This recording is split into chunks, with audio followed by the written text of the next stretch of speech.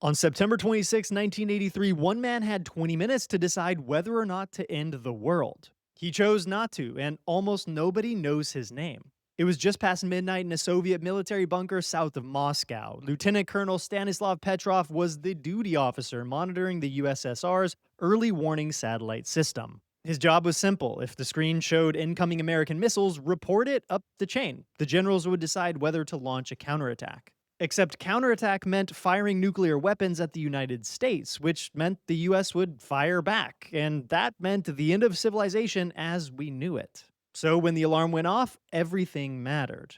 At 12:14 a.m., the system lit up. One of the Soviet satellites had detected a missile launch from the United States. A single intercontinental ballistic missile heading straight for the Soviet Union. The word on the screen was simple. It read, "Launch." Now, here's what you need to understand about 1983. This was not a calm time in history. The Cold War was at one of its most dangerous peaks. Just 3 weeks earlier, the Soviet Union had shot down a Korean passenger jet, Flight 007, killing all 269 people on board. The US and Soviet Union were barely speaking. Ronald Reagan had called the USSR an evil empire 6 months earlier.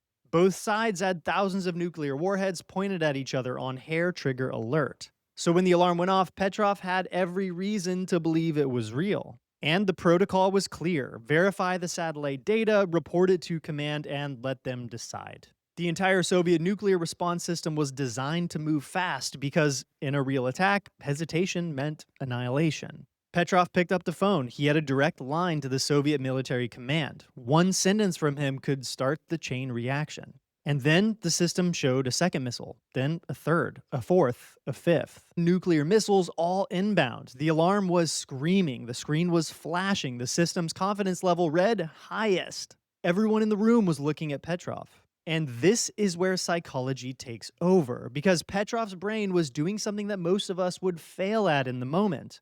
He was doubting what every system around him was confirming. He later said his gut told him something was off. If the United States was launching a real first strike, why only 5 missiles? The Americans had thousands. A real attack would be an overwhelming wave, hundreds of missiles at once, to make sure the Soviets couldn't respond. 5 missiles made no strategic sense at all. But here's the thing about being the person in the chair. You're not making this decision in a classroom. You're in a dark bunker. Alarms are blaring. Trained soldiers around you are waiting for your call. Your entire military trust is telling you the attack is real.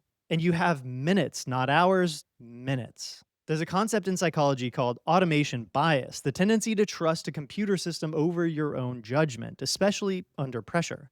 Decades of research show that when a machine says something confidently, humans almost always go along with it. Sound familiar? Well, Petrov didn't go with the machine. He told command it was a false alarm. He reported a system malfunction. He had no proof, though. He was guessing based on logic and instinct. If he was wrong, if those were real missiles, the Soviet Union would be hit without launching a single weapon in return, and it would be his fault. 23 minutes passed. No missiles arrived. No impact, no detonations. Petrov was right. The satellite had been fooled by sunlight reflecting off high-altitude clouds near the US-Soviet border. A glitch in the system, a trick of light. 5 false signals that nearly ended everything. Now, here's what happened to the man who silently saved the world.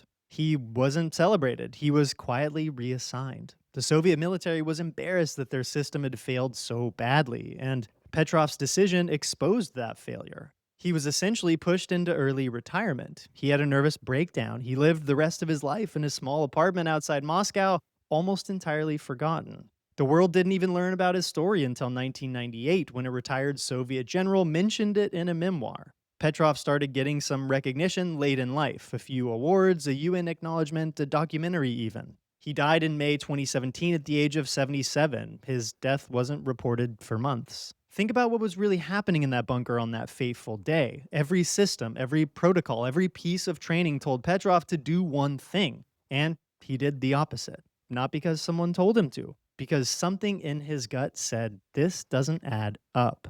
We like to think that world-changing moments come from bold action, someone charging forward, making the big play. But sometimes the most important thing a person can do is nothing.